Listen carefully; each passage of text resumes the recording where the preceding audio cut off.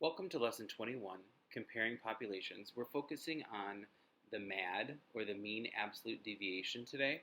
So recall that you use the mean and the mean absolute deviation to describe systematic distribution of data. You use this median, or you use the median and the interquartile range to describe skewed distributions of data. To compare the two populations, use the mean and the MAD when both distributions are symmetric.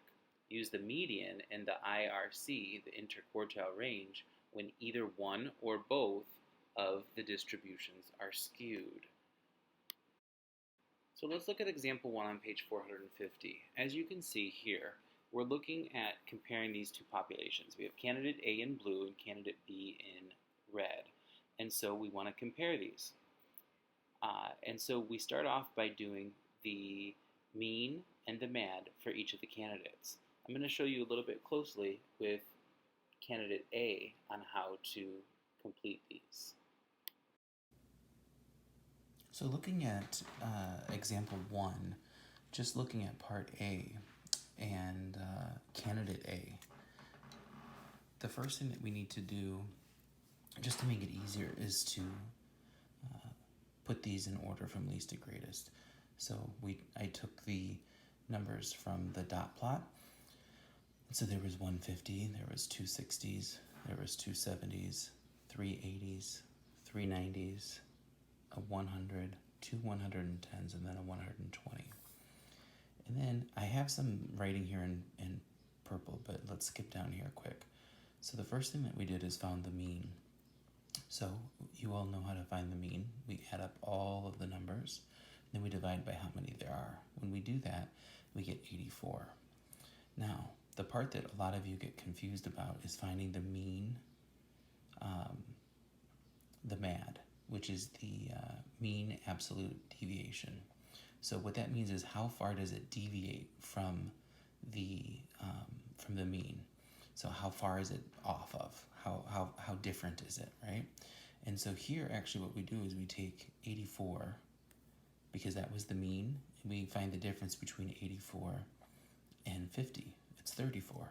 The difference between 84 and 60 is 24. 24. The difference between 84 and 70 is 14. Okay? And then we keep doing that. The reason all these numbers are positive is because it's absolute, right? And so that's that idea of absolute value. So what we do then is to actually find the MAD. We find the mean of these absolute deviations. And so when you add all of the purple numbers up, you get 244. Divide that by 15, and you get 16. So this process would be done again then for candidate B. You can see that they've done it for you under the area of A.